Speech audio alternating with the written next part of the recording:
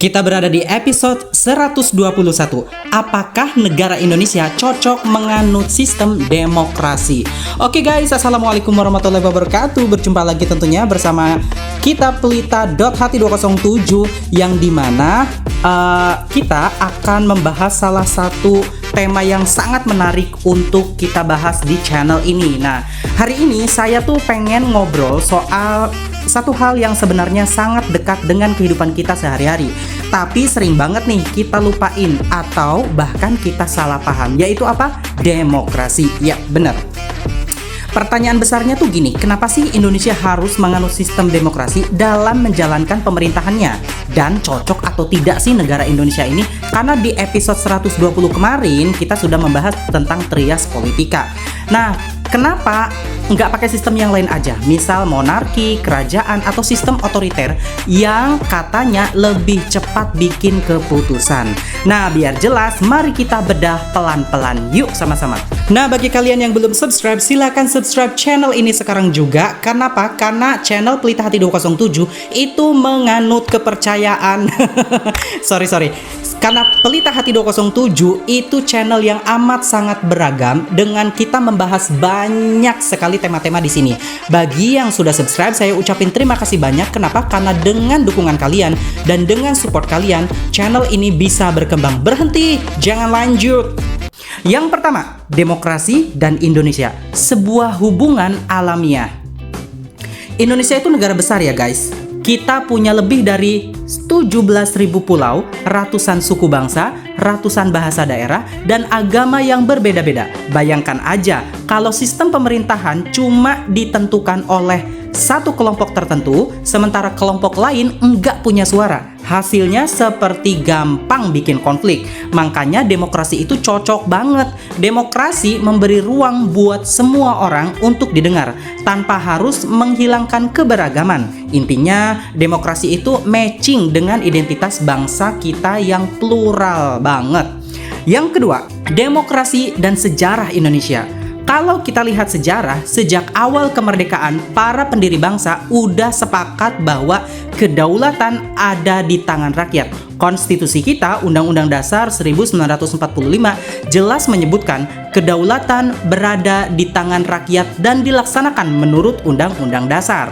Artinya apa? Dari dulu kita memang ingin rakyat yang jadi pemegang kendali. Presiden, menteri, anggota DPR, semua itu hanyalah wakil, bukan penguasa mutlak. Jadi kalau kita meninggalkan demokrasi, sama aja kita melawan semangat awal kemerdekaan. 3. Demokrasi membatasi kekuasaan. Nah, ini bagian paling pentingnya nih. Kalau kita ada demokrasi, maka kekuasaan gampang banget disalahgunakan. Bayangin kalau semua keputusan hanya ditentukan satu orang atau satu kelompok kecil elit. Tidak ada mekanisme kontrol, tidak ada check and balances. Bahaya banget kan? Dalam demokrasi ada pembagian kekuasaan seperti di episode 120 kemarin. Eksekutif, legislatif, yudikatif. Tujuannya bukan bikin ribet, tapi supaya tidak ada kekuasaan seenaknya. Kita tahu sendiri, power trends to corrupt. Absolute power corrupts absolutely. Mohon maaf ya bahasa Inggrisnya kalau jelek. Demokrasi itu mencegah itu. Nah, demokrasi ini bikin pemimpin tetap inget, kekuasaanmu itu bukan warisan, tapi mandat dari rakyat. Kalau kamu gagal, ya siap-siap diganti lewat pemilu, begitu. Keempat, demokrasi dan kebebasan warga. Kalau kita bicara demokrasi, jangan cuma mikir soal nyoblos seperti 5 tahun sekali gitu ya. Demokrasi itu lebih luas. Kebebasan berpendapat, kebebasan pers, kebebasan berorganisasi, bahkan kebebasan memilih gaya hidup. Coba bayangin, kalau Indonesia pakai sistem otoriter, mungkin kita nggak bebas bikin konten kayak gini. Bisa-bisa setiap video harus lewat sensor. Ketat lewat pemerintah, kritik sedikit langsung kena pasal. Aduh. Nah, dengan demokrasi, warga pun punya ruang untuk ikut mengawasi pemerintah, memberi kritik, bahkan menawarkan solusi. Jadi, rakyat bukan cuma objek, tapi subjek aktif dalam kehidupan bernegara. Adapun ada pembungkaman dan lain sebagainya, mungkin itu akan saya bahas di lain kesempatan. 5. Demokrasi dan kemajuan ekonomi. Ada yang bilang, demokrasi itu ribet, bikin emosi, bikin ekonomi lambat? Nggak juga lah ya. Memang negara otoriter kadang bisa bikin keputusan yang cepat, tapi keputusan cepat bukan berarti selalu tepat. Justru demokrasi memberikan jaminan stabilitas jangka panjang. Investor lebih percaya dengan negara demokratis karena ada kepastian hukum, ada transparansi, dan partisipasi publik. Kalau rakyat percaya sama pemerintah, roda ekonomi juga bisa lancar. Contohnya aja nih, banyak negara maju di dunia sekarang adalah negara demokrasi. Itu bukan kebetulan, tapi hasil dari sistem yang memberikan ruang bagi inovasi, kebebasan berusaha, dan perlindungan hak-hak ekonomi warga. 6. Demokrasi membentuk rakyat yang dewasa. Demokrasi itu melatih kita buat dewasa dalam berpolitik. Memang kadang demokrasi terlihat berisik, ada demo, ada perdebatan sengit, dan perbedaan pendapat di media sosial. Tapi justru itu tanda masyarakat hidup. Kalau semua orang diam, hati-hati. Bisa jadi itu bukan damai, tapi karena takut bicara. Lewat demokrasi kita belajar bahwa perbedaan itu wajar. Kita nggak harus selalu sepakat, tapi kita bisa cari jalan tengah, gitu. Nah, nomor 7, demokrasi bukan tanpa masalah. Nah, saya nggak mau ya ngasih gambaran seakan-akan demokrasi itu sempurna. Tentu aja demokrasi itu punya masalah. Ada politik uang ya, ada kampanye hitam, ada korupsi, ada wakil rakyat yang kadang lebih mikirin kantong sendiri daripada rakyat yang joget-joget kemarin.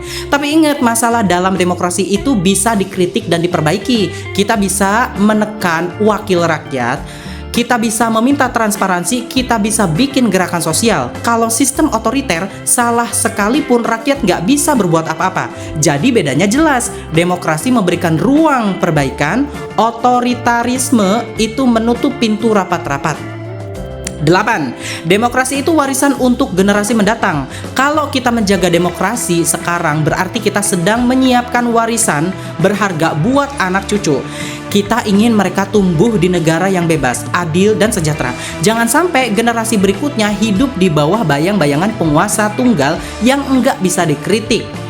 Nah, jadi guys, alasan kenapa Indonesia harus menganut sistem demokrasi itu jelas. Karena kita bangsa yang majemuk. Karena sejak awal berdiri kita ingin berdaulat rakyat. Karena demokrasi membatasi kekuasaan. Karena demokrasi memberikan kebebasan warga. Karena demokrasi menopang ekonomi. Karena demokrasi mendewasakan rakyat. Dan karena demokrasi memberi ruang untuk perbaikan. Dalam demokrasi yang ribet ini kadang bikin pusing. Tapi percayalah guys, ribet demokrasi jauh lebih baik daripada sunyinya kediktatoran. So, yuk sama-sama kita jaga demokrasi. Jangan cuma jadi penonton, tapi juga jadi pemain. Karena kalau bukan kita yang merawat, siapa lagi?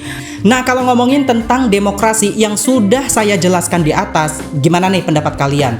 Apakah Indonesia itu masih ingin berdemokrasi, atau Indonesia udah deh menganut sistem kerajaan aja seperti Majapahit kayak apalah namanya? Karena mengingat di masa yang sekarang ini adanya ketimpangan, adanya ekonomi yang sangat sekali berantakan.